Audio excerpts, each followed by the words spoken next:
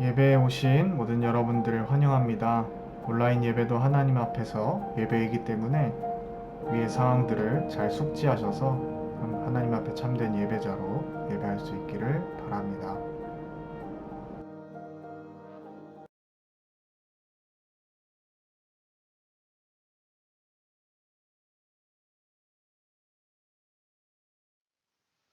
지금부터 오순절 후 11번째 주일 예배 하나님 앞에 올려드리도록 하겠습니다.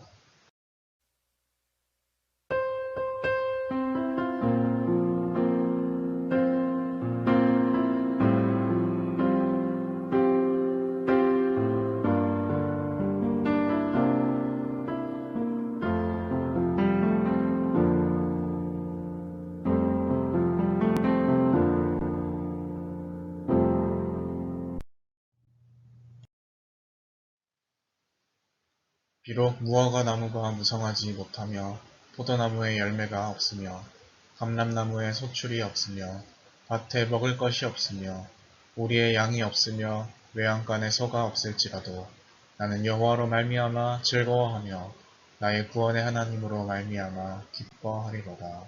아멘. 내 삶의 주인 되시는 하나님 아버지, 예수님의 십자가 보혈로 저희들을 건져주시고 그 구원의 기쁨을 간직하여 험한 세상, 나그네 길을 승리하며 살게 하시니 감사합니다. 지난 한 주간도 하나님의 은혜로 살았음을 고백합니다. 오늘은 그 크신 사랑과 은혜를 생각하며 하나님 앞에 예배를 드립니다. 삼위일체 하나님께서 친히 이 자리에 임하여 주셔서 저희들이 드리는 예배를 통하여 영광 받아 주옵소서.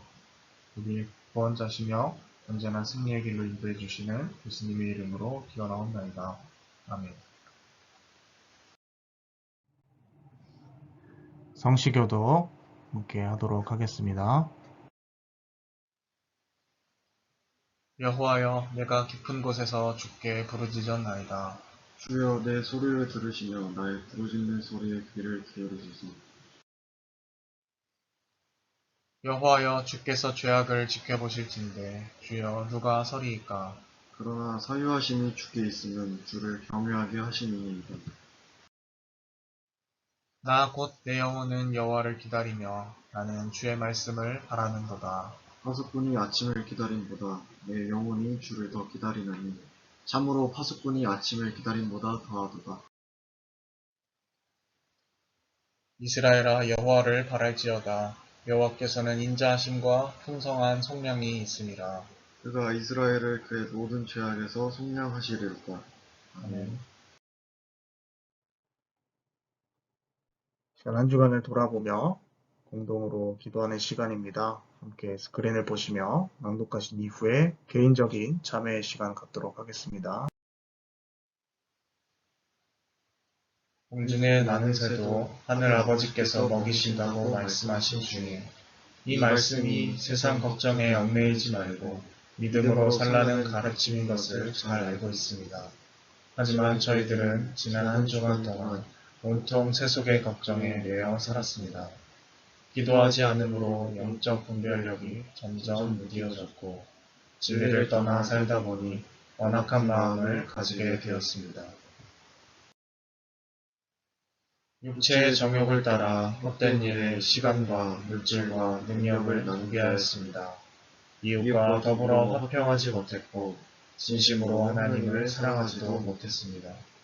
하나님의 뜻을 알고도 멀리 떠나 살았던 저희들의 죄를 용서해 주옵소서. 완악한 마음은 부드럽게 고쳐주시고 부정한 말과 행동을 정결하게 씻어 주옵소서. 예수님의 이름으로 이 고백의 기도를 드립니다. 아멘. 시간 한 주간을 돌아보며 참회의 기도 드리도록 하겠습니다.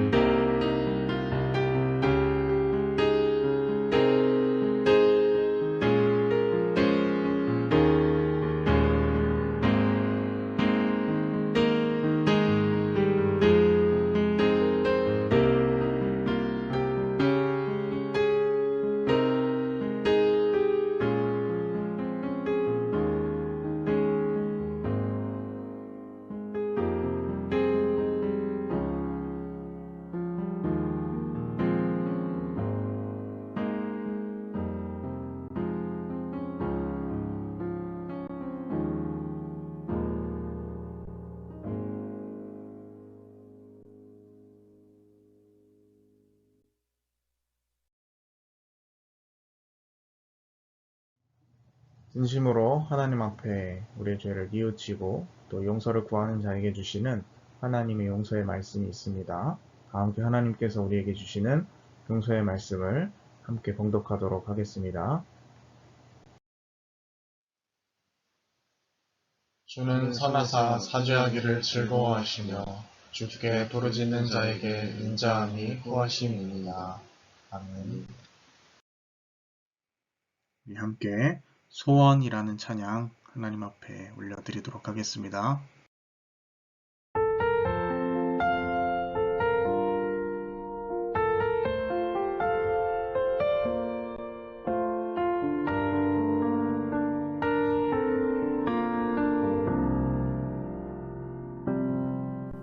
주님 내가 주의 장막을 사모합니다.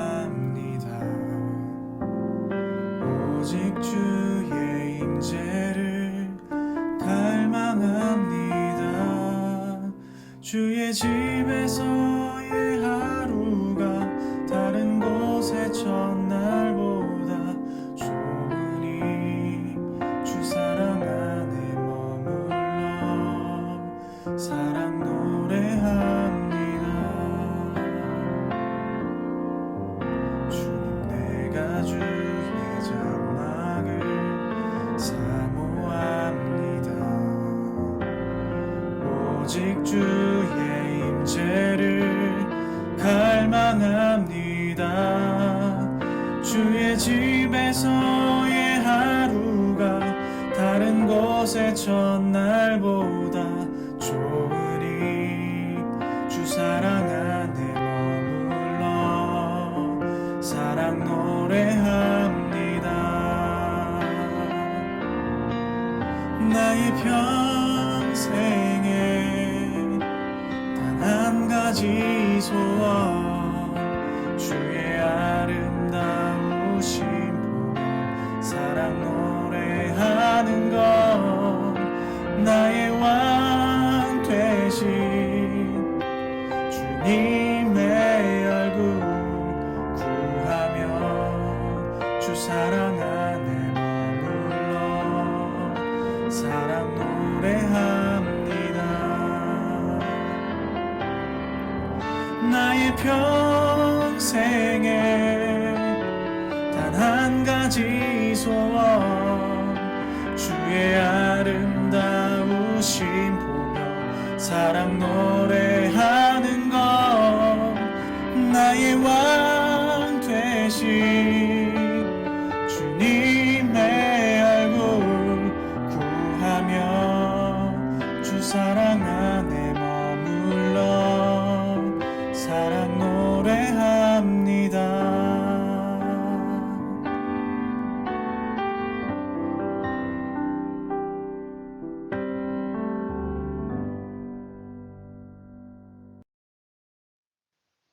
오늘 하나님께서 우리에게 주신 말씀은 요한복음 6장 35절 그리고 41절에서부터 51절까지의 말씀입니다.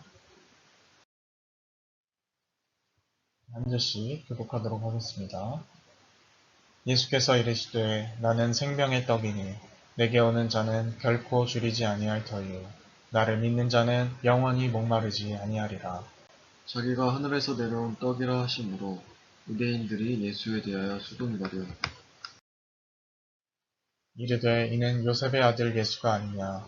그 부모를 우리가 아는데 자기가 지금 어찌하여 하늘에서 내려왔다 하느냐.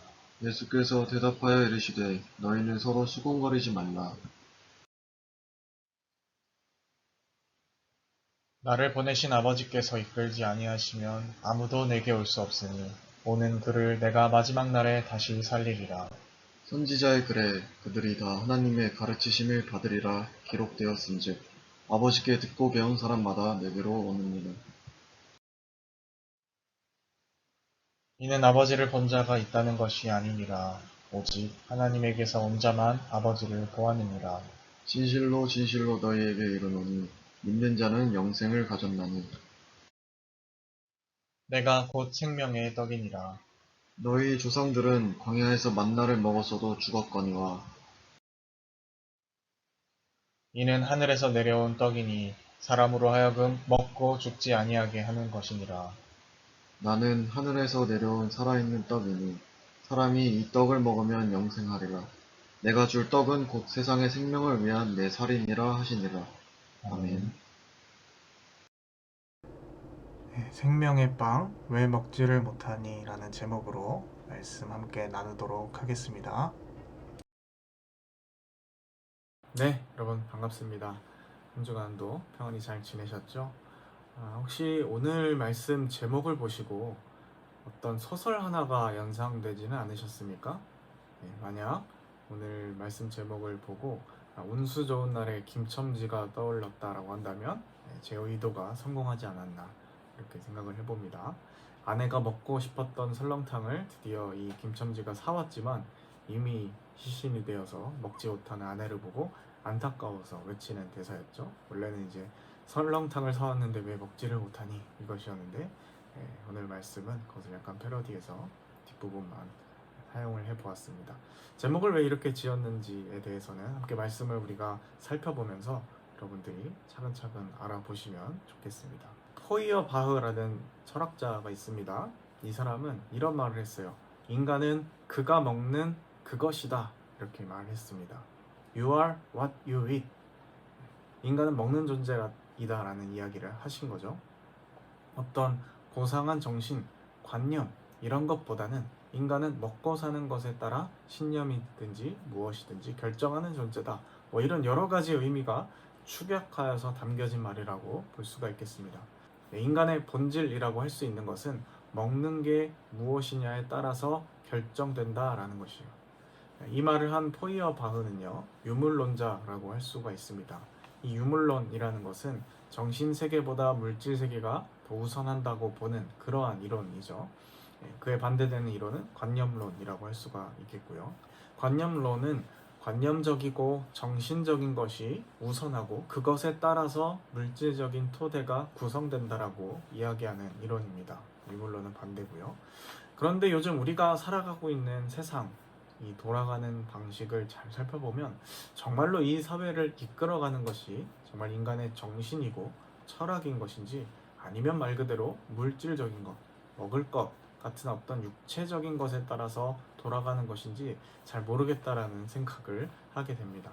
사람들은 열심히 이것을 부정하느라 아니야, 그래도 인간은 고상한 존재니까 정신이 먼저고 그것을 토대로 우리가 사는 사회가 발전하고 또 물질 세계에 영향을 주면서 우리가 살아가는 것이지 이렇게 이제 이야기를 하고 싶어 하지만 사실 지금 우리가 유지하고 있는 어떤 경제 체제만 살펴본다 하더라도 돈이 모든 것을 지배하고 그것에 따라서 모든 것들이 논리가 갖춰지는 것을 보게 되죠.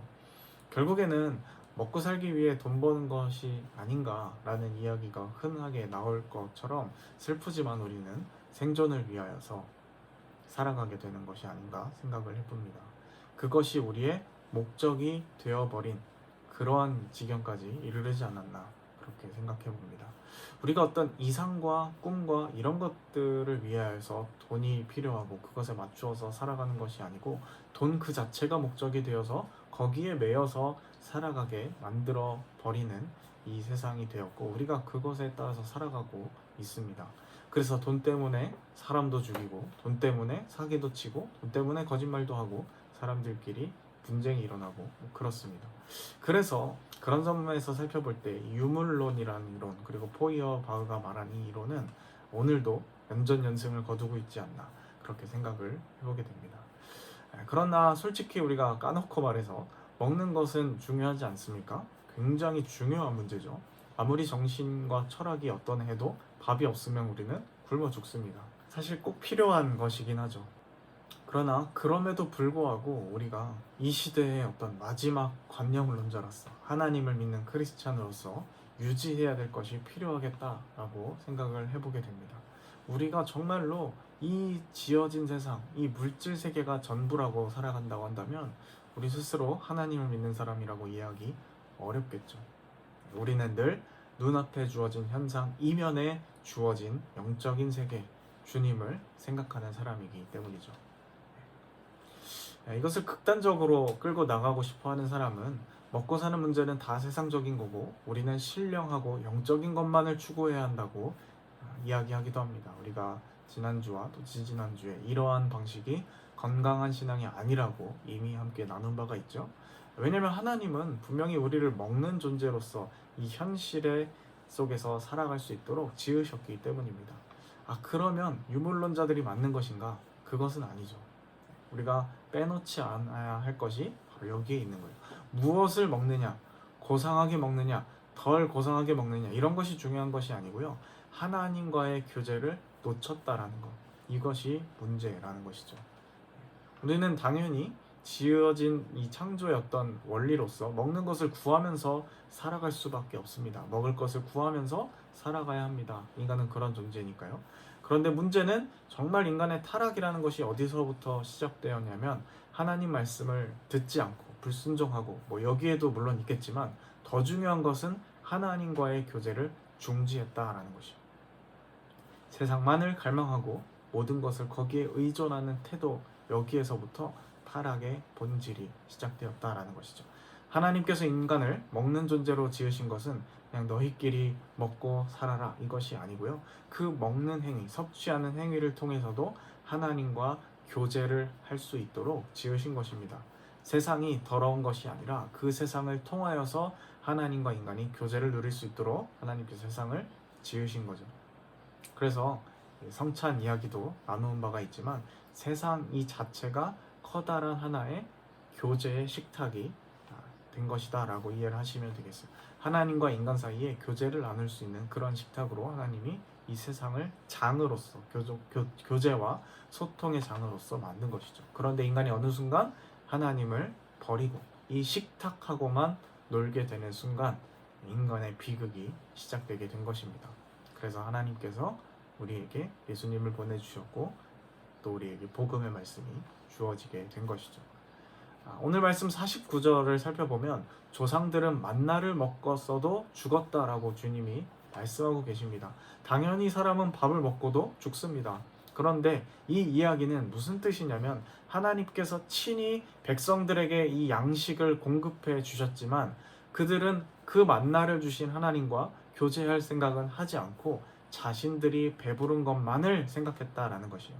그러니 자기들 입맛대로 되지 않는 그런 어떤 그림들이 보여질 때 흔한 말로 수틀리면 하나님을 원망하고 떠나고 또 하나님을 잘 섬기고 대리하는 이 모세와 지도자들에게 끊임없이 반란을 일으키고 그렇게 했던 것이죠. 왜냐하면 그 생존, 그것만을 위하여서 살아가기 때문에 그렇습니다. 그 만나를 통하여서 하나님을 묵상하고 내게 이러한 것들을 허락하시고 내 삶을 인도하시는 그 주님을 바라보는 것이 아니라 정말 지독하게 자기중심적인 그러한 필요의 관점에서만 생존을 위해서 살아가다 보니 그 무엇도 사람을 궁극적으로 만족시킬 수가 없고 불만족한 상태에서 계속해서 불평불만을 하나님 앞에 늘어놓을 수밖에 없었다라는 것입니다. 그래서 헛배에 부른다라는 표현이 아주 여기에 걸맞는 표현이라고 할 수가 있겠죠. 그래서 더 큰 욕망을 불러일으키고 영원히 해결되지 못할 어떤 반복적인 순환 고리 속에 갇혀버렸던 것, 그것이 심지어 하나님을 꾸준히 믿어왔던 유대인들의 조상들이 겪었던 어떤 오류라고 할 수가 있겠습니다. 여러분, 만나의 뜻이 혹시 무엇인지 아십니까? 만나를 영어로 표현하면요, What is this?입니다. 이게 무엇이냐 이런 뜻이죠. 이게 만나의 의미입니다. 자, 여러분, 만나가 무엇입니까? 뭐긴 뭐예요. 하나님께서 내려주신 양식이죠. 이스라엘 백성들이 이집트에서 출애굽한 이후에 광야 사막에서 먹고 살아갈 수 있도록 하나님께서 베푸신 음식입니다. 그런데 이 만나를 이게 무엇이냐라고 했을 때 이것은 우리의 먹을 것이다, 생존 수단이다 라고만 이야기하는 순간 우리는 유물론자와 똑같이 되는 것이죠. 하나님이 필요 없는 사람, 철저히 자기 수단과 필요에 따라서만 살아가고 바라보는 사람들의 관점이 담긴 그런 고백이라고 할 수가 있겠습니다. 그러나 우리가 이 만나를 보면서 이것이 무엇인가? 바로 하나님께서 우리를 위하여서 공급하여 주신 생명의 빵이다. 주님이 우리를 돌보고 먹이신다 라고 생각할 수 있는 사람은 주님과 교제하는 사람이다 라는 것입니다. 이 둘은 굉장히 다른 것이죠.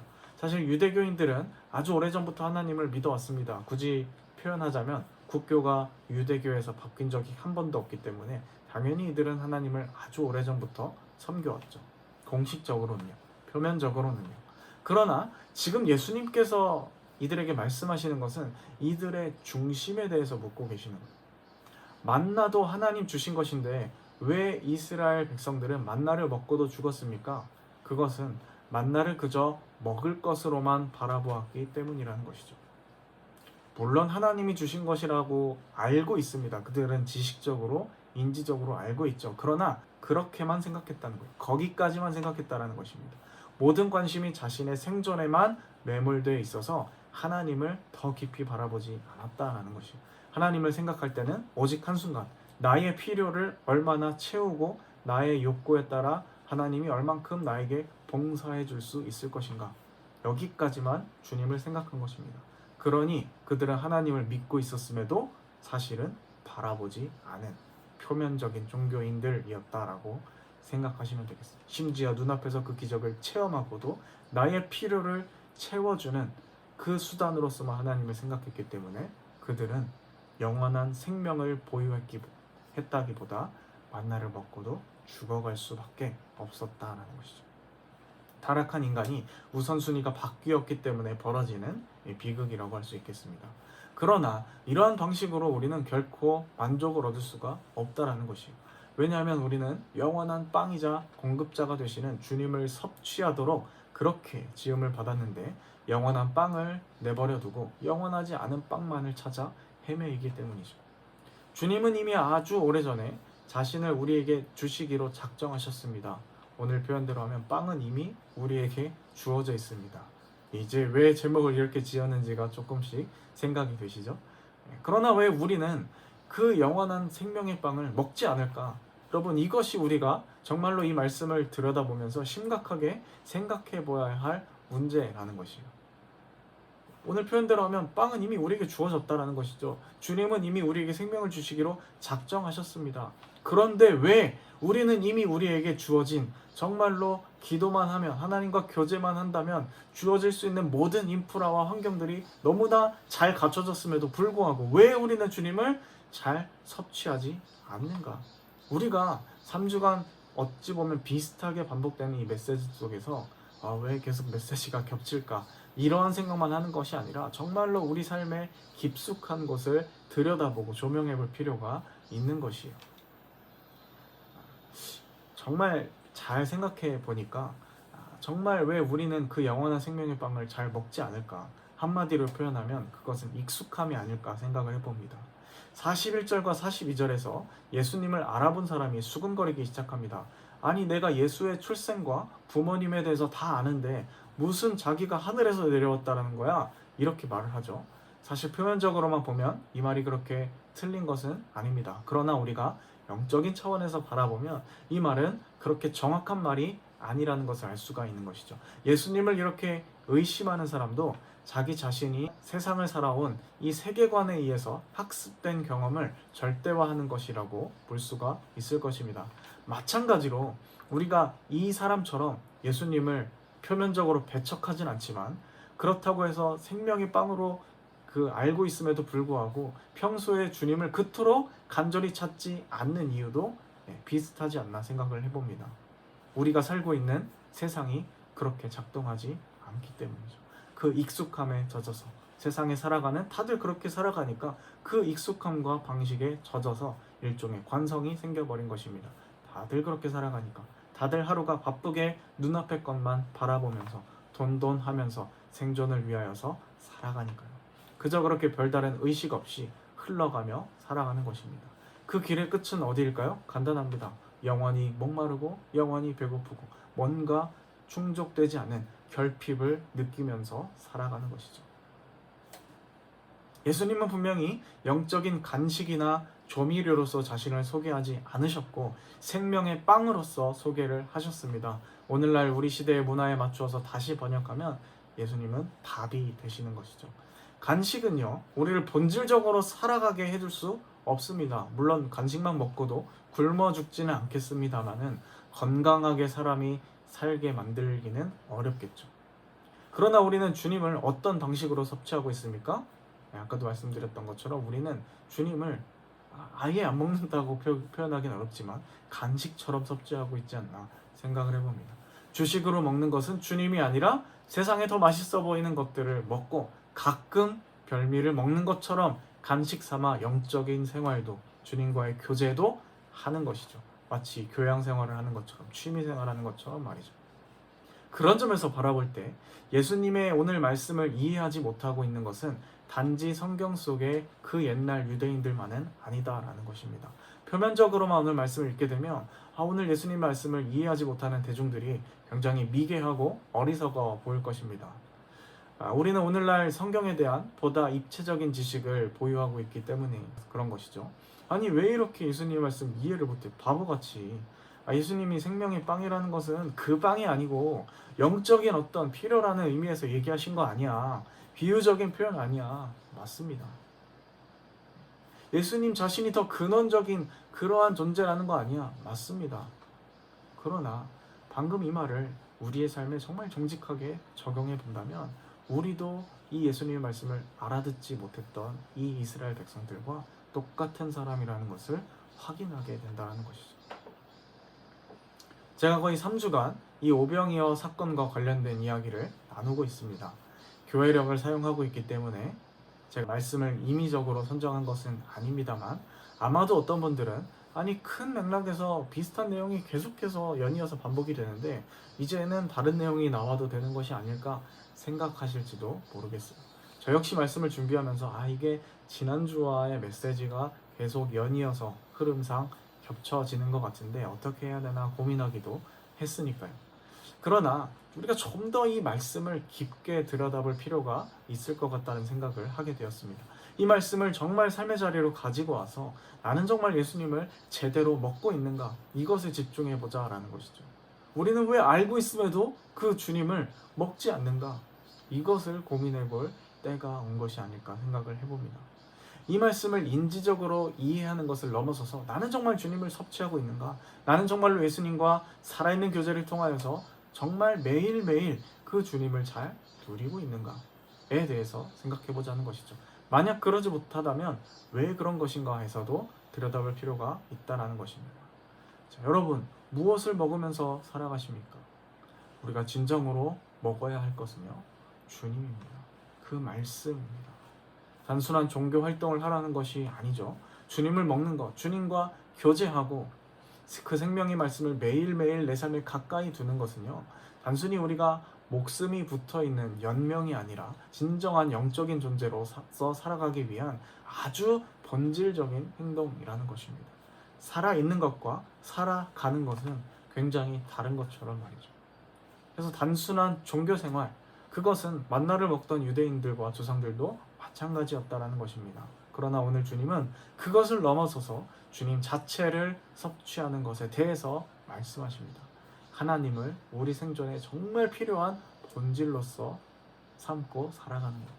그것만이 우리를 이 땅에서, 이 세상에서 제대로 살게 하는 유일한 방법일 줄 믿습니다. 주님이 우리와 함께 하십니다. 생명의 빵은 오늘도 우리에게 너무나 편하게 주어져 있습니다. 정말로 우리가 매일매일 주님을 먹으면서 동행하며 그 생명을 맛보아 누리고 살아갈 수 있는 저희들이 되었으면 좋겠습니다. 기도하겠습니다. 하나님 아버지, 그 예전 아주 오래전에 우리가 주님이 없어서 목말라 하고 굶어 죽는 것을 안타까워하셔서 자신의 생명을 내어주셨건만 우리는 그 주님을 믿는다 하면서 안다고 하면서도 그 주님을 생명의 빵으로 먹기보다는 가끔 먹는 간식처럼 주님을 대할 때가 참 많이 있습니다. 하나님, 우리가 3주간 이 비슷한 내용의 말씀을 바라보면서 정말로 우리의 신앙의 현 주소는 어디 있는지 다시금 생각해 봅니다. 주님으로 인하여 배고프고 목마름을 진정으로 자각하며 그 주님을 먹고 마실 줄 아는 저희가 되게 하여 주옵소서. 이 공허한 세상 속에서 하루하루를 생각 없이 살아가지 않게 하시고 주님을 늘 생각하며 바라보면서 그 주님과 더불어 세상을 바라보고 그 주님과 더불어 세상을 진단하고 그 주님과 함께 더불어 이 세상에서 내가 왜 살아가야 하고 무엇을 위하여서 먹고 마시며 살아가야 할지를 진정으로 알아가는 저희 모두가 되게 하여 주옵소서. 함께 하실 줄 믿사오며 이 모든 말씀 예수님의 이름으로 기도드립니다. 아멘. 준비하신 예물 올려드리면서 함께 찬양 드리도록 하겠습니다. 아래 계좌번호는 참고하셔서 자발적으로 자유껏 하시면 되시겠습니다. 예수로 살리 함께 찬양하시겠습니다.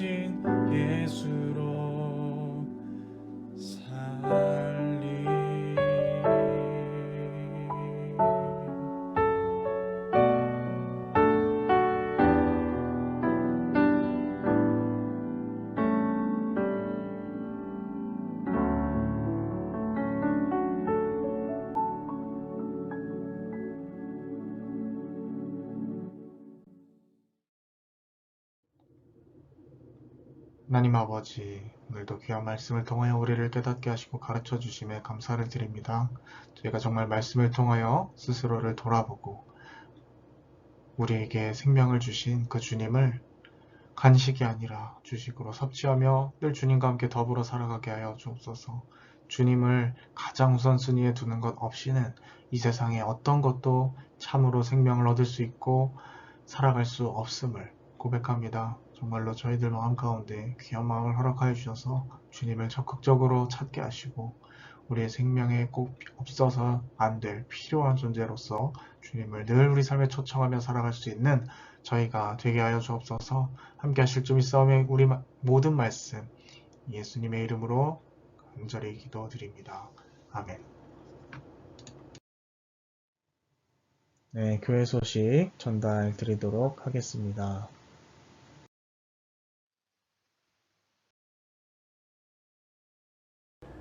거리두기 지침에 따른 비대면 예배 지속 안내입니다. 거리두기 지침에 따라서 당분간은 이 비대면 예배를 지속하게 되었습니다. 완화 시에는 추공지하도록 하겠고요. 우리가 각자의 자리에서 하루속히 좋은 날이 올 수 있도록 손모아 같이 기도해 주셨으면 좋겠습니다. 이상입니다. 축도로 모든 예배 순서 마치도록 하겠습니다. 지금은 우리 구주 예수 그리스도의 은혜와 하나님 아버지 극진하신 사랑하심과 성령의 인도 역사 충만케 하심이 주님을 진정으로 생명의 빵으로 여기고 간식이 아니라 정말로 우리 삶의 주식으로서 섭취하며 그 주님과 함께 교제하며 이 세상을 살아가기를 마음속에 다짐하는 주님의 백성들 머리머리 위에 지금부터 영원까지 함께 하시기를 축원하옵나이다. 아멘. 네, 여러분 이번 한 주간도 우리의 생명의 주식 되시는 주님을 함께 섭취하며 그렇게 잘 살아갈 수 있는 모두가 될 수 있길 바랍니다.